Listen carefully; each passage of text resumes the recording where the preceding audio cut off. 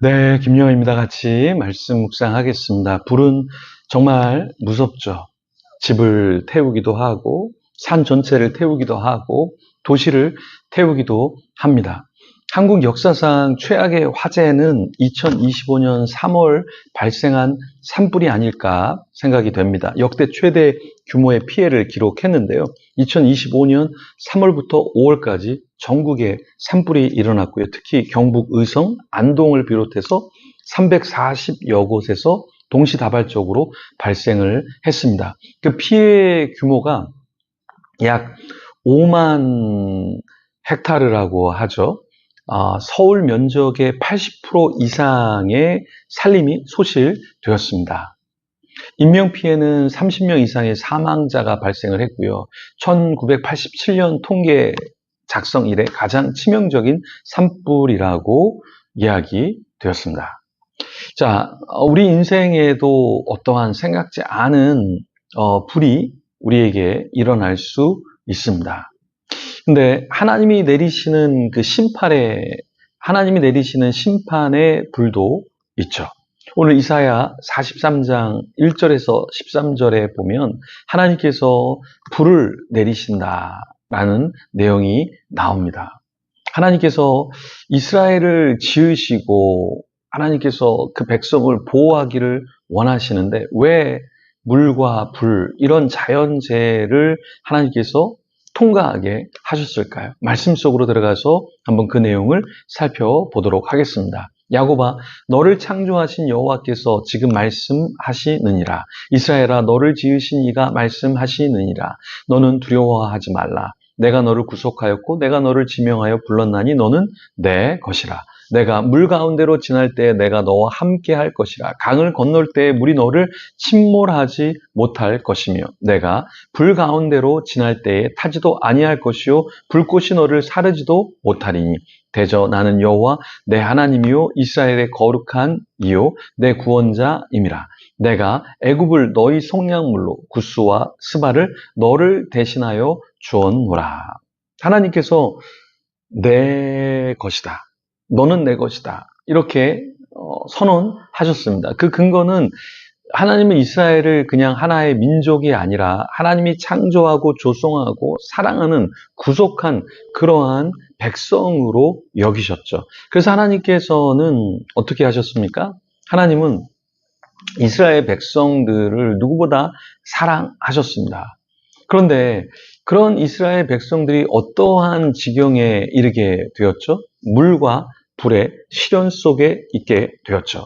하지만 결론적으로 하나님께서 그런 물과 불의 시련 속에서 두려워하지 말라, 놀라지 말라 하시면서 하나님이 붙잡아 주셨습니다. 근데 그것은 결과론적으로 봤을 때 하나님께서 마지막에 건져내어 주신 것이죠. 하지만 이런 사건, 사고가 있을 때 우리는 정신 차리지 못하고 두려워하게 되고 염려하게 되고 인생이 나락으로 떨어지는 것 같아서 굉장히 힘들죠.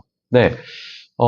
우리가 지하를 오랫동안 썼는데요. 물 때문에 고생을 참 많이 했습니다. 근데 최근에 불이 났다고 이야기를 들었어요. 그러니까 그 집수정 조그만한 모터가 과부하가 돼서 거기서 불이 일어났는데요.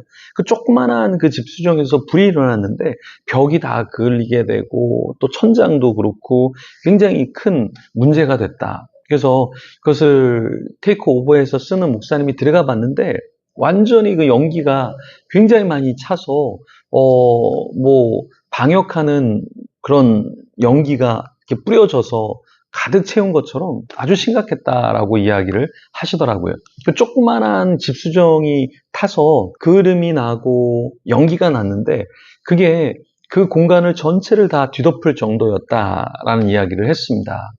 우리 인생에서도 나에게는 굉장히 커 보이는 불이 이렇게 일어날 수 있죠. 남들이 볼 때는 저 정도 갖고 왜 이렇게 호들갑이야 하고 이야기할 수 있지만 정말 조그만 물난리만 나도 우리는 죽을 것 같은 그런 경험을 합니다. 그런데 이 본문에서 오늘 이야기하는 것이 무엇이냐면 그런 물, 그런 불 가운데 너가 있을지라도 하나님 나 자신이 너의 하나님이기 때문에 너는 내 것이기 때문에 내가 너를 구해내 주겠다라고 말씀하셨습니다.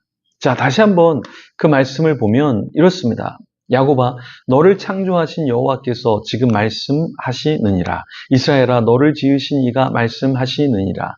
너는 두려워하지 말라. 내가 너를 구속하였고 내가 너를 지명하여 불렀나니 너는 내 것이라. 그렇기 때문에 물 가운데 지날 때에 또 불 가운데 너가 있을지라도 그 가운데서 두려워 떨지 마라. 내가 너를 지키고 구원해 주겠다라고 하나님께서 말씀해 주셨습니다. 우리가 어려움을 겪어보면 살 소망이 없죠. 나는 끝났어. 나는 도저히 안 돼. 나는 어쩔 수 없는 인생이야. 이렇게 우리가 생각할 수 있습니다. 그런데 5절에 또 이렇게 주님이 말씀하십니다. 두려워하지 말라. 내가 너와 함께하여 내 자손을 동쪽에서부터 오게 하며 서쪽에서부터 너를 모을 것이며 이렇게 말씀합니다. 하나님께서 왜 이렇게까지 이야기해 주셨을까요? 그리고 동쪽과 서쪽에서 자손들을 모아온다라는 말은 무엇일까요? 하나님께서 동쪽과 서쪽만 이야기하신 것이 아니라 그 다음에는 북쪽에 대해서 이야기하고요. 남쪽에 대해서도 이야기합니다. 그래서 북쪽을 향하여는 내놓으라. 남쪽을 향하여는 가두어 두지 말라 이렇게 명하시는데요. 이것은 전방위적으로 어떠한 환경의 지배에 있던 간에 하나님의 주권 아래에서 포로가 되었던 어떠한 사건과 사고 가운데 있던 간에 내가 너를 구출해 내리라 라고 말씀하신 것입니다. 그러면서 7절에는 뭐라고 말씀하시냐면 하나님께서 이렇게 하시는 이유가 있다라는 거예요. 내 이름으로 불려지는 모든 자, 곧 내가 내 영광을 위하여 창조한 자를 오게 하라. 그를 내가 지었고 그를 내가 만들었느니라. 하나님께서 자신의 이름으로 불려지는 모든 사람들, 그리고 영광을 위하여 창조한 자를 오게 하고요. 하나님께서 마침내 어떻게 하십니까? 그런 자를 내가 지었고 내가 만들었으니까 내가 회복하겠다라는 말씀이죠. 하나님은 그 백성이 어떠한 존재라 할지라도 하나님께서 책임지겠다라고 말씀하십니다. 근데 그 당시의 백성들은 얼마나 영적으로 어두웠냐면 8절에 보면 눈이 있어도 보지 못하고 귀가 있어도 듣지 못하는 백성을 이끌어내라 라고 말씀하고 있습니다. 제가 목회를 하면서 깨우친 게 뭐냐면 이 사람 좀 변화시켜 봐야지, 저 사람 좀 변화시켜 봐야지. 그런데 변화가 안 되더라고요. 그러니까 눈이 있어도 보지 못하는 것 같고요, 귀가 있어도 듣지 못하는 것 같은 그러한 사람을 경험할 때가 있습니다. 그런데도 하나님은 그런 백성을 이끌어내라라고 말씀하고 있고요. 그런 가운데서 그 사람들이 변화되지 않을지라도 하나님이 나에게 말씀하시고 나에게 안타까움을 주실 때 정말 내가 변화시키고 싶은 사람은 변화시킬 수 없지만 나 자신, 목회자 자신이 변화가 되더라고요. 여러분, 하나님께서 우리에게 끊임없이 말씀하십니다. 그리고 너는 가서 깨닫게 하라, 전하라 이렇게 이야기하십니다. 그런데 그런 역사가 일어나지 않을 수 있습니다. 하지만 우리가 깨우치는 것은 무엇이냐? 여호와 하나님을 우리가 만나게 되고요, 여호와 하나님만이 구원자인 것을 내가 고백하게 되는 것이죠. 11절에 이렇게 말씀하십니다. 나 곧 나는 여호와라. 나 외에 구원자가 없느니라. 그것을 나로 하여금 고백케 하시고 나로 하여금 경험하게 하신다라는 것입니다. 누군가를 우리는 변화시킬 수 없습니다. 내 힘으로 변화시킬 수 없습니다. 나도 잘 변화되지 않을 때가 참으로 많습니다. 그렇지만 기억해야 합니다. 하나님이 나를 변화시키시고 또 하나님이 어떤 분인지를 깨닫게 해주신다라는 것이죠. 더 주님을 고백하고 주님 안에서 변화되는 저와 여러분이 되기를 소망합니다. 기도하겠습니다. 하나님 감사합니다. 때로는 내가 누군가에게 복음을 전하고 누군가에게 메시지를 전해서 변화시키고자 합니다. 그렇지만 변화되지 않습니다.